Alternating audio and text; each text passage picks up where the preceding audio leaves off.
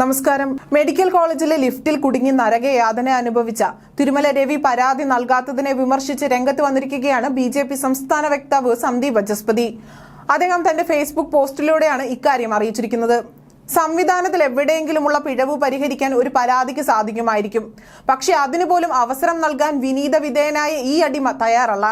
കാരണം നടപടി സ്വീകരിക്കേണ്ടി വരിക എന്തെങ്കിലും സഹ അടിമയുടെ പേരിലായിരിക്കും എന്ന വർഗബോധമാണ് ഇയാളെ ഇതിൽ നിന്നും പിന്തിരിപ്പിക്കുന്നതെന്നും ഇത്തരം അടിമക്കണ്ണുകളുടെ എണ്ണം കുറയാതെ കേരളം രക്ഷപ്പെടില്ല എന്നും സന്ദീപ് വാചസ്പതി പറയുന്നു. അദ്ദേഹത്തിന്റെ ഫേസ്ബുക്ക് പോസ്റ്റിന്റെ പൂർണ്ണരൂപം ഒന്ന് നോക്കാം.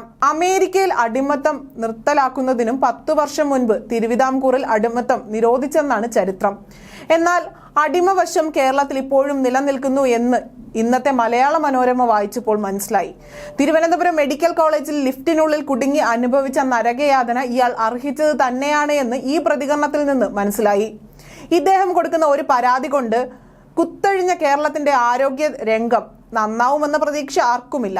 ഇതിന്റെ പേരിൽ സർക്കാരിന് രാജിവെക്കേണ്ടിയും വരികയില്ല. എങ്കിലും സംവിധാനത്തിൽ എവിടെയെങ്കിലുമുള്ള പിഴവ് പരിഹരിക്കാൻ ഒരു പരാതിക്ക് സാധിക്കുമായിരിക്കും. പക്ഷെ അതിനു പോലും അവസരം നൽകാൻ വിനീത വിധേയനായ ഈ അടിമ തയ്യാറല്ല. കാരണം നടപടി സ്വീകരിക്കേണ്ടി വരിക ഏതെങ്കിലും സഹ അടിമയുടെ പേരിലായിരിക്കുമെന്ന വർഗബോധമാണ് ഇയാളെ ഇതിൽ നിന്നും പിന്തിരിപ്പിക്കുന്നത്.